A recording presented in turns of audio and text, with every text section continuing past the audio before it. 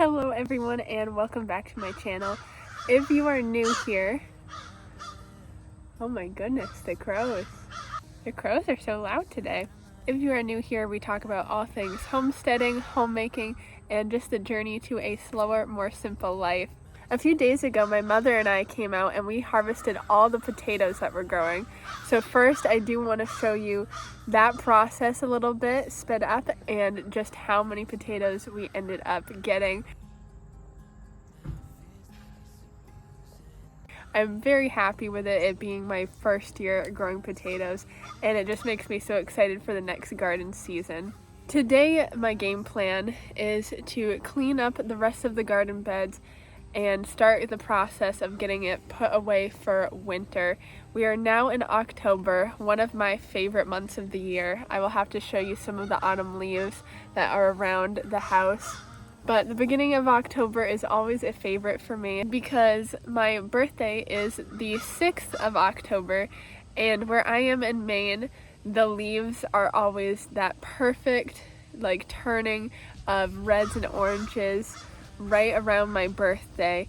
And usually a few weeks into October we get a storm or some kind of wind that really knocks a lot of the leaves off the trees. So really that prime week of leaves is that beginning into second week of October.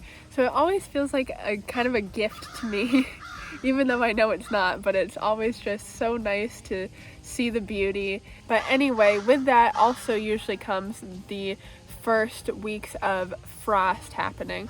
Now I've looked on my weather app and it was predicted that it would be the October 2nd would be the first freeze, but it looks like it's not going to be for a little bit longer this year, which makes sense to me. The weather has been kind of odd, but despite that, it has been getting colder and it really is time to get things up.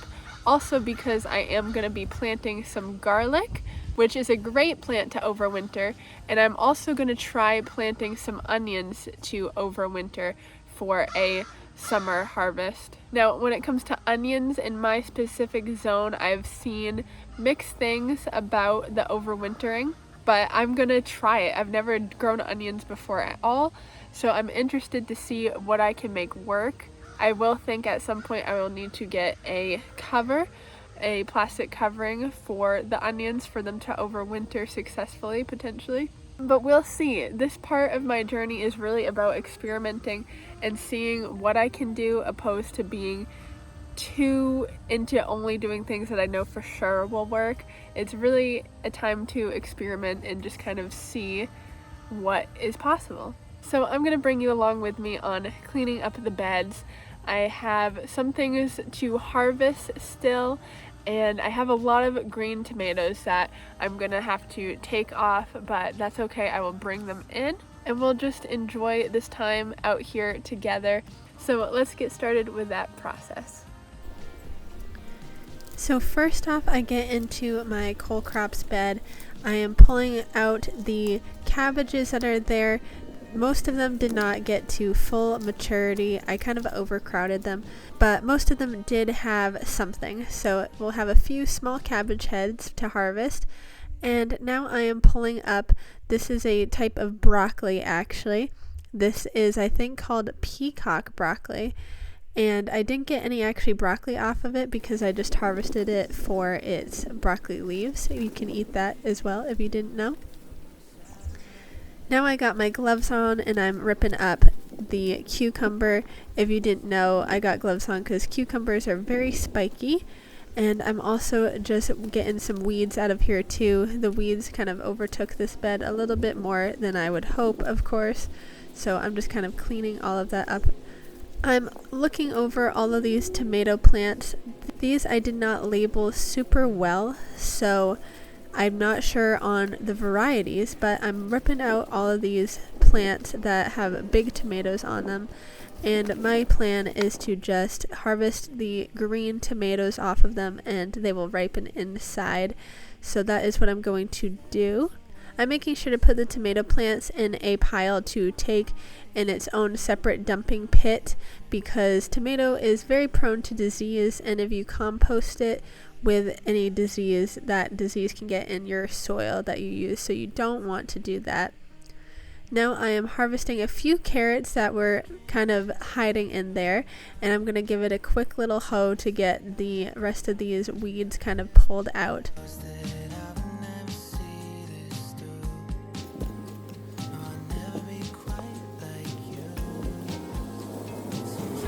Now the bed that I had the potatoes in, I am kind of prepping, and I'm going to put some onions and some garlic in this bed. And I'm excited to see what it will do. I'm also going to put onions back over in the bed that I just took the tomatoes out of as well.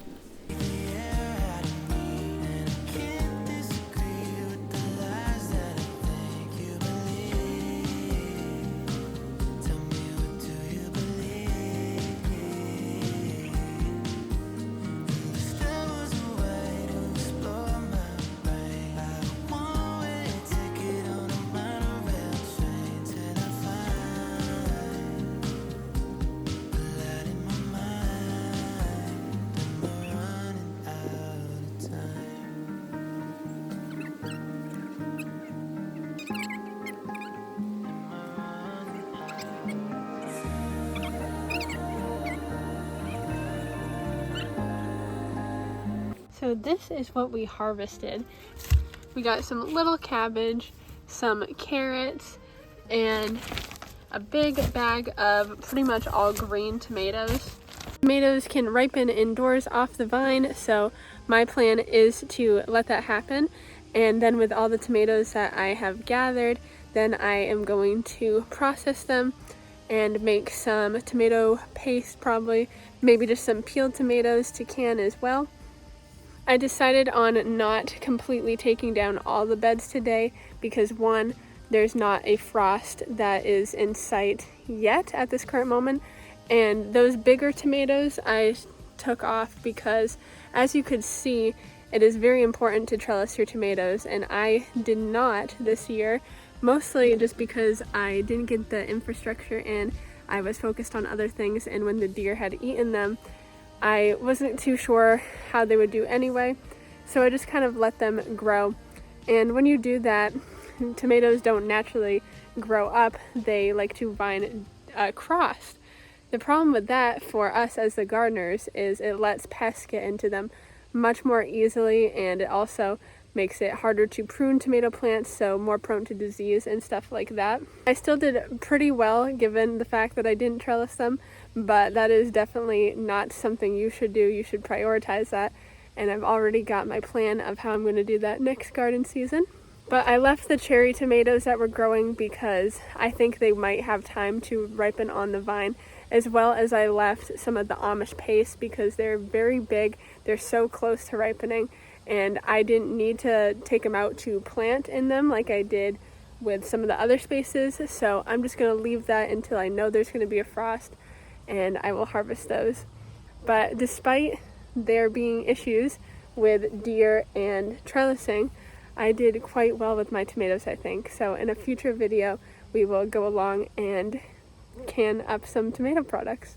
I also decided to leave the pumpkin bed over there. It is definitely at the end of its life, but there's 2 pumpkins on there that are definitely really close to ripening, and I have heard you can ripen pumpkins off the vine as well, but like I said, due to the fact there's no predicted frost this week or any reason that I need to get that bed taken care of, I'm gonna leave it. The beds are not done yet. I need to take care of a lot of things with even the ones I started today. The tomato plants are gonna go into a pit that I have that I don't mind them just composting in that pit, but I'm not putting them in the compost because tomato plants especially are very prone to having disease, and I would not want any of that disease to be in the soil. When I get my wheelbarrow back from the person who is borrowing it, I'm also going to use that to move some of my compost into the beds before the winter. And with the onion and garlic that I just planted, I'm going to see how it goes. My plan is to mulch them heavily so that it is a nice warmth on top. That's a good way to keep things to overwinter well, is put a nice layer of mulch, and that really kind of keeps it warm. I think before it gets really winter time, I will also get a crop cover and see how that goes as well. But the garden season is still not over yet. It is not time to leave it. We still have things to do, so I hope you join me for those things. Now what I would like to do is go inside, and I have a new recipe that I want to try that sounds delicious to me, very autumnal, and I'll bring you with me for that, and we'll see how that turns out. So first things first, let me wash my hands. And I'm going to remember to put an apron on this time because I normally forget. So the autumnal recipe I'm going to be making today are chai scones, which when I saw this recipe, I thought it sounded absolutely delicious to go with a latte, nice warm latte in the fall. I am very excited to try it. So this recipe calls for 12 tablespoons of very cold unsalted butter, and we're going to do this kind of like we do with pie crust that I make. We're going to not worry about melting it. We actually want the pieces of butter to be nice and cold, and we're going to chop it up in little cubes and add it as is. This recipe is all going to go in the food processor to mix also. We're going to do a half cup of cold heavy cream, 2 large eggs, 2 cups of flour, a 1/4 cup granulated sugar, a tablespoon baking powder, a 1/2 teaspoon of salt, and a tablespoon of a spice blend. And I'll tell you what I do for my chai spice blend is I have a little container. Here I have a 1/2 pint jar, and in it I have 6 tablespoons of cinnamon, 2 tablespoons of cardamom, 2 tablespoons of ginger, a tablespoon of ground cloves, and a tablespoon of nutmeg. And I put it all in here and mixed it with, I mixed it just with a little stick. But so that is a nice chai spice blend that we can use in different recipes. So we need in this scone recipe 1 tablespoon of this blend. The scones also have a glaze we're going to be making, but I will go over the ingredients for that once we get to that step. So I'm just going to bring over the food processor since we're going to be making it all in that. Here we are. Perfect. So I'm first going to put all the dry ingredients in and then start mixing that up together just so we have a good distribution of those dry ingredients.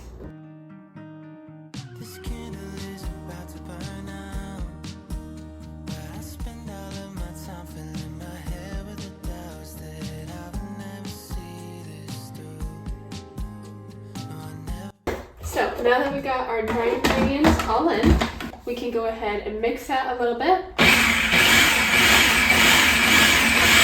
And now I'm going to put our wet ingredients in. And then 12 tablespoons of butter, which that is a stick and a half of butter. And like I said, we want it to be nice and cold, and we want to chop it up into cubes and just throw it in as nice, cold, and hard cubes. All right, now let's mix it up.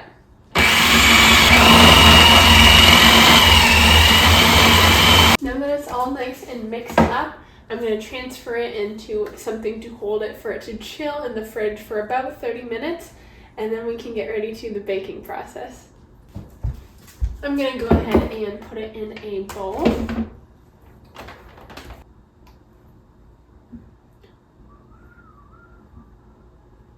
Oh, it smells so good. I love the smell and flavor of chai, like chai tea, and just the cinnamon and clove and nutmeg. I just adore the smell. So I love autumn for many reasons, but those flavors are definitely one reason. I'm going to let this cool in the fridge for 30 minutes. While that is cooling, I'm going to go ahead and get the stuff to make the glaze for our scones, and it'll be delicious. So let's go ahead and get started with that.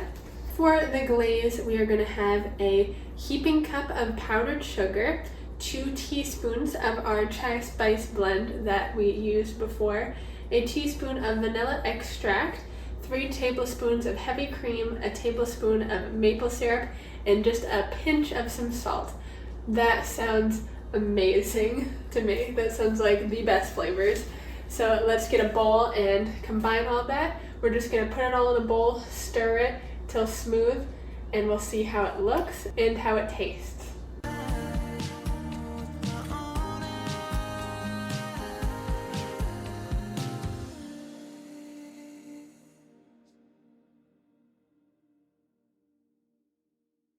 So as you can see, I'm just gonna put it there on the counter, and I put it in the freezer for a few minutes as well, just to make it nice and cold. Pat it out, and then we're gonna cut it up into our sections. I did 6. You can do however many you'd like. And also you can see the butter chunks. That is absolutely fine. It came out great like that. If you don't like the chunks, you can grate the butter into the recipe as well. Then you're gonna wanna butter your baking sheet and put them on there at 375 for 20 to 22 minutes, and then they'll come out great. Give them enough time to cool, and then put on that glaze, and you're all done. I hope you enjoyed today's video. If you did, please consider subscribing so that we can grow this community of like-minded folks, and so that you will know when I post the next video. I hope you have a great rest of your day, and I'll see you next time. Bye-bye! Some days I can't get out of my